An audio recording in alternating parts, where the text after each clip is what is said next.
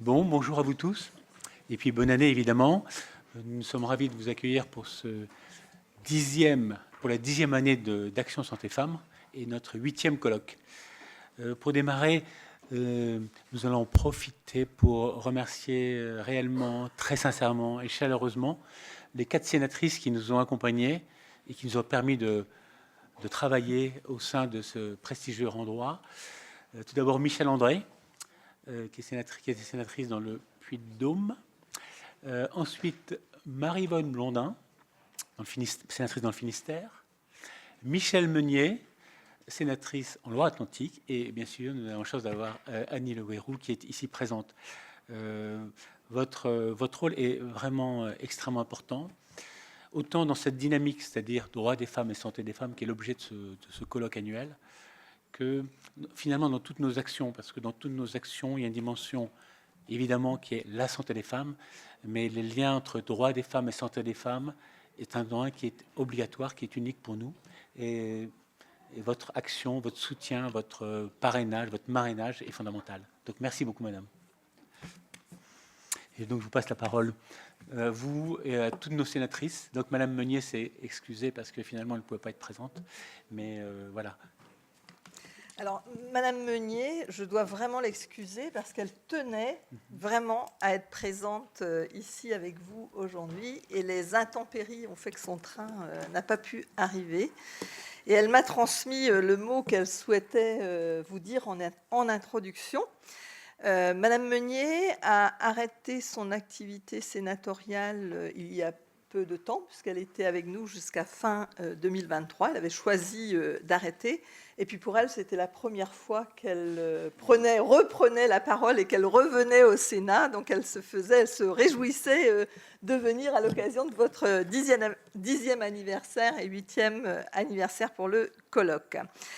Donc elle a été très heureuse de marrainer votre association et je la lis.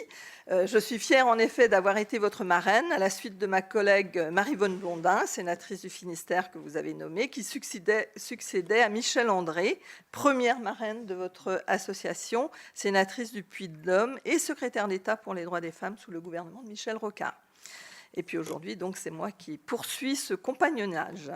Elle vous remercie, professeur Philippe, de votre fidélité et de votre ténacité dans ce beau combat pour le droit des femmes et la santé des femmes en France et dans le monde. Il s'agit bien d'un combat, dit-elle, et tous les jours, que ce soit en France et dans le monde, nous assistons à des remises en cause insidieuses ou brutales et des menaces pour la santé des femmes, donc pour la société dans son ensemble. Elle pense aux USA, où l'IVG n'est plus un droit, à l'Iran, où 31 femmes ont été exécutées en 2024, à l'Afghanistan, où le sort des femmes est réduit à l'effacement, à l'invisibilité, la négation de leur individualité, et d'autres et d'autres et d'autres. Et je pense que ce sera aussi l'objet d'un moment fort en fin d'après-midi. Elle mesure combien la tâche est immense pour faire respecter les droits des femmes et leurs besoins spécifiques. Et donc, voilà, elle souhaitait ouvrir ce colloque avec un mot, une phrase de Simone de Beauvoir, qui nous conseille de n'oublier jamais qu'il suffira d'une crise politique, économique ou religieuse pour que les droits des femmes soient remis en question. Ces droits ne sont jamais acquis. Vous devrez rester vigilante votre vie durant. C'est ce que nous disait Simone de Beauvoir et on mesure combien c'est d'actualité.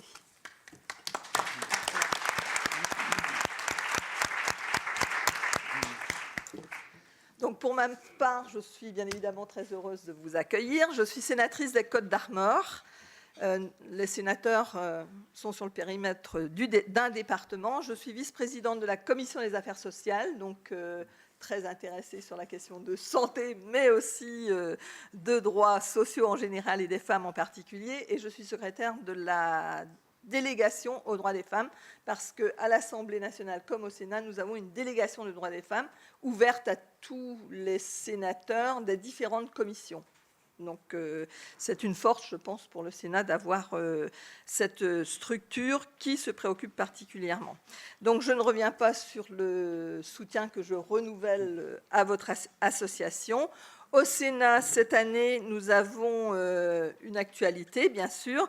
La première, symbolique mais importante, c'est un nom donné à une de nos salles. Il faut savoir qu'au Sénat, aucune salle n'était nommée du nom d'une femme, sauf peut-être cette salle Médicis, mais elle n'est pas identifiée Marie de Médicis.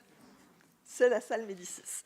Donc nous avons désormais une salle Olympe de Gouges qui ne se trouve pas dans le Palais, mais rue Casimir de la Vigne. Donc on rend hommage ainsi à Olympe de Gouges, qui a été la première à manifester pour le féminisme, et elle a adressé un manifeste du féminisme justement à Marie-Antoinette en 1791, et donc c'est une manière de lui rendre hommage. Dans nos actualités, en 2024, nous avons bien évidemment eu la constitutionnalisation de la liberté de recourir à l'interruption volontaire de grossesse en mars dernier. Donc, c'est une avancée importante, cette inscription dans la Constitution, donc élément aussi fort de l'année.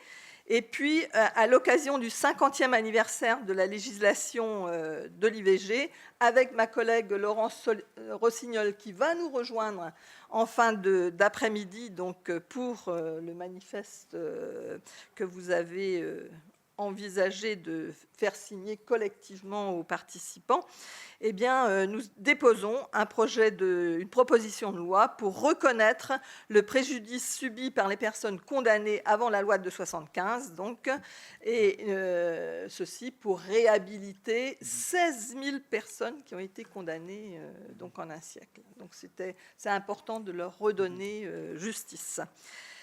Ce qui nous a aussi marqué, la délégation droits des femmes fait beaucoup de travaux autour des droits des femmes. En ce moment, nous travaillons sur la prévention de la récidive en matière de viol et d'agression sexuelle. Même nous avons aussi travaillé sur les femmes à la rue, nous avons aussi travaillé sur les femmes et l'intelligence artificielle. Il faut savoir que les femmes sont très peu impliquées dans l'intelligence artificielle, donc c'est-à-dire que demain, nous construisons un monde conçu par les hommes. Donc les femmes, vous êtes ici nombreuses présentes, mais il faut être présente et encore plus. Et puis, nous avons aussi travaillé sur les familles monoparentales. Un mot également sur les moments forts de l'année passée. Je voulais saluer le courage de Gisèle Pénicaud, donc qui a vraiment porté un sujet qui était invisible, on va le dire là aussi, la question de la soumission chimique qui doit être nommée et affrontée. C'était un sujet tabou, ça l'est toujours un peu, mais je pense qu'on a vraiment progressé avec ce procès. Voilà, que vous dire d'autre?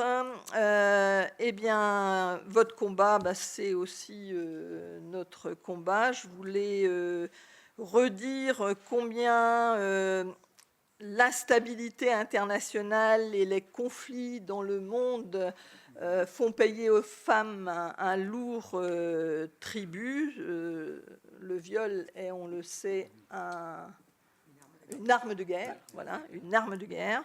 Donc, la situation internationale, et vous allez nous en parler, je n'en dirai pas plus, mais c'est aussi important qu'on puisse rappeler lors de ces colloques eh bien, tout le travail que vous faites, mais la réalité aussi de ce monde. Et puis, voilà, je ne vais pas en dire plus sur la santé des femmes en général. La santé mentale aussi des femmes, c'est un sujet pour nous ici en France qui est la grande cause nationale, la santé mentale, mais la santé mentale des femmes, c'est aussi un prisme sur lequel on souhaite nous attarder. Et puis, je voulais bien sûr vous remercier encore une fois, remercier votre association, son président et tous ses membres pour Action Santé Femmes, vraiment qui dit son mot pour toutes les actions que vous menez pour les femmes tout autour du globe. Merci aux professionnels qui vont intervenir tout à l'heure et plus globalement, merci à tous les participants et participantes à ce colloque. Vous dire qu'en fin d'après-midi, donc Laurence Rossignol, qui est vice-présidente de la délégation aux droits des femmes, viendra nous rejoindre et j'en profite pour excuser la présidente de la délégation aux droits des femmes qui a des soucis de santé en ce moment et qui ne peut pas être parmi nous. Donc je dois excuser donc son absence, mais je pense que nous sommes aussi très attentifs et très attentives à vos travaux et à votre action. Et sachez que nous sommes en soutien. Donc, je vous souhaite un excellent colloque et un excellent après-midi ensemble au service de la santé des femmes.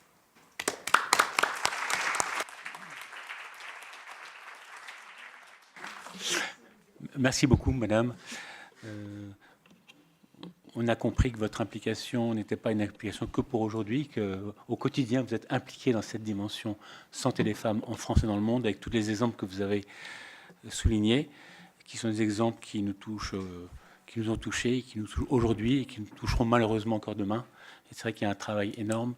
Et le lien étroit entre les ONG, il y en a plusieurs qui sont présentes ici, et puis vous, les forces politiques, c'est un lien qui est fondamental pour qu'on puisse vraiment avancer, sinon on ne peut pas avancer.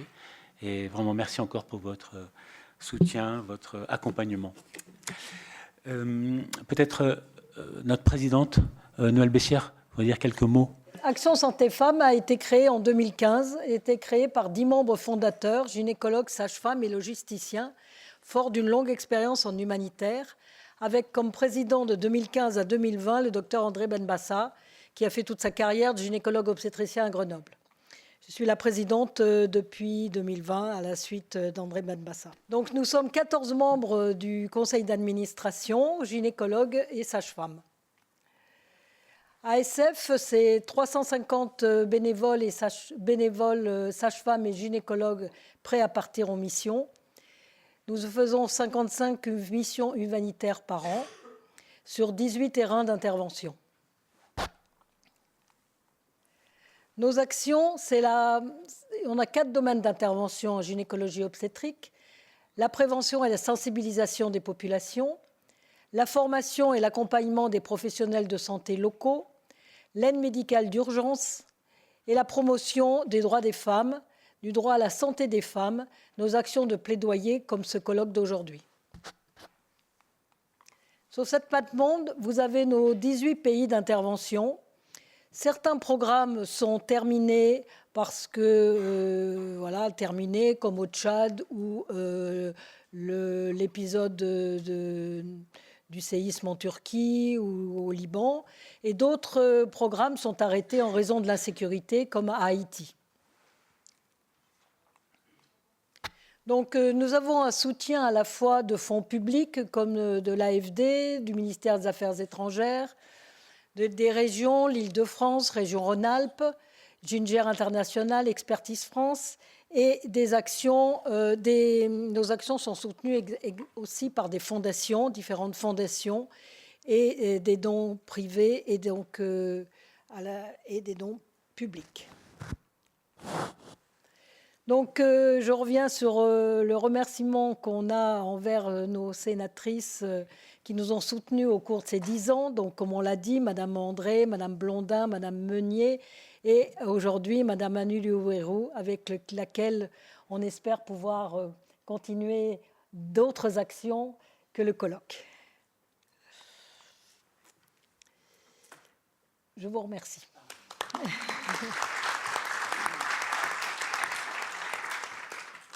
Merci Noël. Je vais passer la parole au professeur Joël Bellay-Chalard, qui est président du Collège national des gynécologues obstétriciens français et qui nous soutient systématiquement dans toutes nos actions avec une réactivité, je dirais, presque incroyable. Et évidemment, c'est parfois nécessaire. On voit avec Mayotte, avec le séisme en Turquie, lorsqu'on a besoin parfois même d'un accompagnement, de financement. Donc, merci vraiment, Joël, pour ce soutien régulier, réactif et permanent. Merci, Philippe.